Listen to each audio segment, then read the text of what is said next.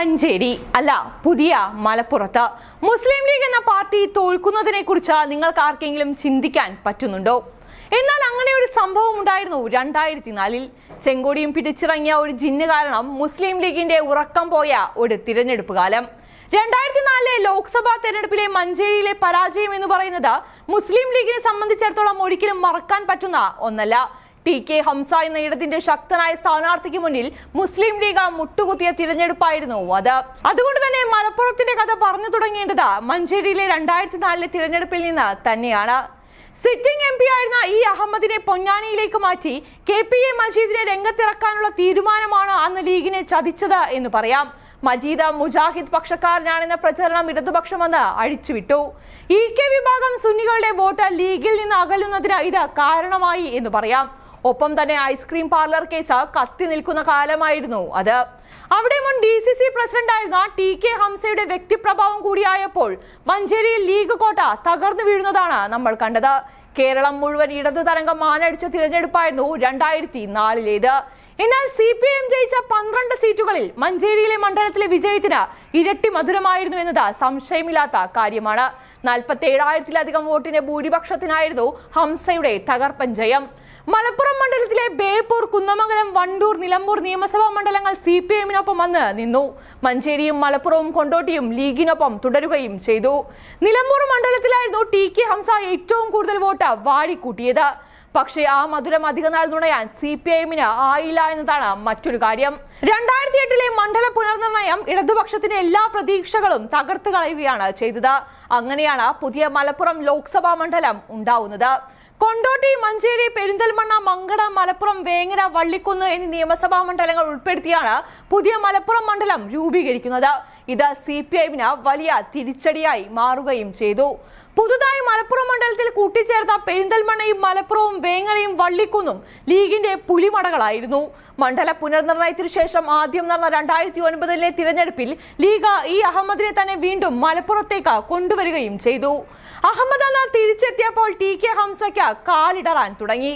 1 ലക്ഷത്തിൽ പരം വോട്ടിന്റെ മിന്നും വിജയമാണ് അഹമ്മദ് അന്ന് മലപ്പുറത്ത് കാഴ്ചവെച്ചത്. 7 നിയമസഭാ മണ്ഡലങ്ങളിൽ ഒരിടത്ത് പോലും ഇടതുപക്ഷത്തിന് മേൽക്കൈ നേടാൻ ആ തിരഞ്ഞെടുപ്പിൽ സാധിച്ചില്ല.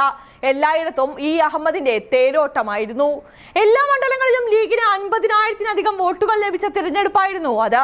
2004-ൽ കേന്ദ്ര വിദേശകാര്യ സഹമന്ത്രിയായ ഇ അഹമ്മദിന്റെ മലപ്പുറം മണ്ഡലത്തിലേക്കുള്ള തിരിച്ചുവരവ് ലീഗിനെ കൂടുതൽ കരുത്തരാക്കി എന്ന് പറയാം. ലീഗിന്റെ ആദ്യ കേന്ദ്ര ക്യാബിനറ്റ് മന്ത്രി എന്ന നിലയിൽ തിളങ്ങുന്ന കാലമായിരുന്നു ഇ അഹമ്മദിന് അന്ന്. 2009-ലെ വിജയത്തിന് പിന്നാലെ അഹമ്മദിനെ കേന്ദ്ര റെയിൽവേ സഹമന്ത്രിയാക്കുകയും ചെയ്തു. 2014-ൽ ഇ അഹമ്മദ് തന്നെയായിരുന്നു ലീഗ് സ്ഥാനാർത്ഥി. സംസ്ഥാന സമിതി അംഗമായ PK സൈനബയെ CPM അന്ന് രംഗത്തിറക്കി. പക്ഷേ വിജയം അന്നും ലീഗിനൊപ്പം തന്നെ തുടരുകയാണ് ചെയ്തത്. ഇടതുപക്ഷത്തിന് ലഭിച്ച വോട്ട് വിഹിതം 28.5% കുറയുന്നതും നമ്മൾ കണ്ടു.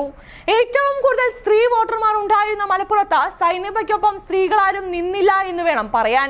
തട്ടമിടാത്ത മുസ്ലിം വനിതയെന്ന ലീഗ് പ്രചരണം സൈനബയെ പ്രതികൂലമായി തന്നെ ബാധിച്ചു. 10 വർഷത്തിനിടെ ലോക്സഭ, നിയമസഭ, ഉപതെരഞ്ഞെടുപ്പുകൾ ഉൾപ്പെടെ 6 തിരഞ്ഞെടുപ്പുകൾ കണ്ട മണ്ഡലമാണ് മലപ്പുറം. 7 വർഷത്തിനിടെ 2 ഉപതെരഞ്ഞെടുപ്പുകൾ നടന്നു. 2017-ൽ സിറ്റിംഗ് MP ആയിരുന്ന ഇ അഹമ്മദിന്റെ നിര്യാണത്തെ തുടർന്നാണ് ആദ്യ ഉപതെരഞ്ഞെടുപ്പ് നടക്കുന്നത്. ഇ അഹമ്മദിന്റെ പിൻഗാമിയായി PK കുഞ്ഞാലിക്കുട്ടിയെ ലീഗ് അന്ന് രംഗത്തേക്ക് ഇറക്കി. വിജയം കുഞ്ഞാലിക്കുട്ടിക്കൊപ്പം നിന്നെങ്കിലും ഇടതുപക്ഷത്തിന് വോട്ട് ഷെയർ 36.81% ഉയർത്താൻ കഴിഞ്ഞ തിരഞ്ഞെടുപ്പായിരുന്നു അത്. പിന്നീട് നടന്ന 2019-ലും കുഞ്ഞാലിക്കുട്ടി തന്നെയാണ് മുസ്ലിം ലീഗിന്റെ സ്ഥാനാർത്ഥിയായി മലപ്പുറത്ത് നിന്ന് വിജയിച്ചു കയറിയത്. കടുത്തനായ SFIയുടെ അഖിലേന്ത്യാ പ്രസിഡന്റായിരുന്ന VP സാനുവിനെയാണ് കുഞ്ഞാലിക്കുട്ടി എന്ന് മുട്ടുകുത്തിച്ചത്. രാഹുൽ ഗാന്ധിയുടെ വരവും ശബരിമലയും കത്തുനിന്ന ലോക്സഭാ തെരഞ്ഞെടുപ്പിൽ കേരളത്തിൽ ഇടതുകോട്ടകൾ അപ്പാടെ തകർന്നു വീണപ്പോൾ മലപ്പുറം മണ്ഡലം കുഞ്ഞാലിക്കുട്ടിയെ വിജയിപ്പിച്ചു വിട്ടത് 2.5 ലക്ഷത്തിലധികം വോട്ടിന്റെ ഭൂരിപക്ഷത്തിലാണ്. ഐസ്ക്രീം പാർലർ കേസ് വിവാദം രാഷ്ട്രീയ ശോഭ കെടുത്തിക്കളഞ്ഞ കുഞ്ഞാലിക്കുട്ടി ലീഗിലും മലപ്പുറത്തും എങ്ങനെ അജയനായി മാറിയതിന്റെ ഉദാഹരണം കൂടിയാണ് ഓരോ തിരഞ്ഞെടുപ്പിലും അദ്ദേഹത്തിന് വർദ്ധിച്ചു വന്നിരുന്ന ഭൂരിപക്ഷം തെളിയിക്കുന്നത് എന്ന് വിലയിരുത്തുന്നവരുമുണ്ട്. 2 വർഷത്തിനിടെ മണ്ഡലത്തിൽ വീണ്ടും ഉപതെരഞ്ഞെടുപ്പിന് കളമൊരുങ്ങി.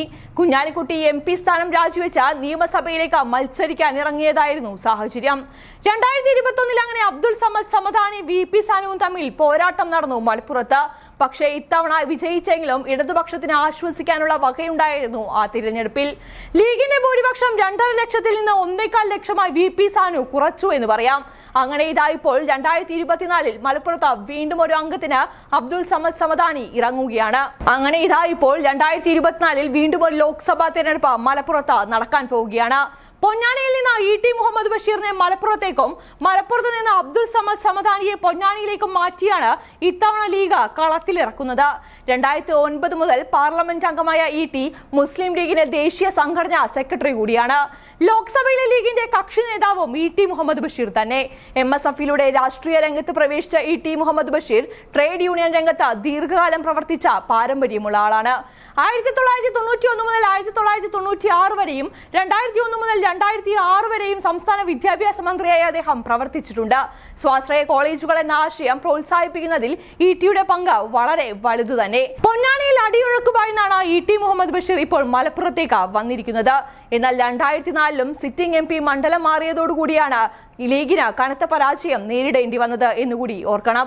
DYFIയുടെ സംസ്ഥാന പ്രസിഡന്റ് V വസീഫാണ് CPIM രംഗത്തിറക്കിയ സ്ഥാനാർത്ഥി. ബാലസംഘത്തിലൂടെ കടന്നു വന്ന വസീഫ വിദ്യാർത്ഥി സമര പോരാട്ടങ്ങളിൽ മുൻപന്തിയിൽ നിന്ന നേതാവാണ്. DYFIയുടെ സംസ്ഥാന പ്രസിഡന്റ് V വസീഫിനെയാണ് CPIM ഇപ്പോൾ മലപ്പുറത്ത് രംഗത്തിറക്കിയിരിക്കുന്നത്. ബാലസംഘത്തിലൂടെ കടന്നു വന്ന ശക്തനായ ഇടതുപക്ഷത്തിന്റെ നേതാവ് തന്നെയാണ് V വസീഫ് എന്ന് പറയുന്നത്. കഴിഞ്ഞ തിരഞ്ഞെടുപ്പിൽ അബ്ദുൾ സമദ് സമദാനിയുടെ ഭൂരിപക്ഷം 1 ലക്ഷമായി കുറയ്ക്കാൻ കഴിഞ്ഞതിന്റെ ആത്മവിശ്വാസം തന്നെയാണ് V വസീഫിനും LDFിനും മലപ്പുറത്ത് ഉള്ളത്. സമസ്തയ്ക്കും ലീഗിനുമിടയിലെ പ്രശ്നങ്ങൾ അടക്കമുള്ള ഘടകങ്ങൾ തങ്ങൾക്ക് അനുകൂലമായി ഭവിക്കുമെന്ന പ്രതീക്ഷ CPIMനുണ്ട് എന്ന് പറയാം. അന്തമായി ലീഗ് എന്ന വികാരത്തിനോട് വോട്ട് ചെയ്യുന്ന മനോഭാവം ആളുകൾ മാറ്റിയിട്ടുണ്ട് എന്ന് വിലയിരുത്തുന്നുണ്ട് CPIM എന്ന് തോന്നുന്നു.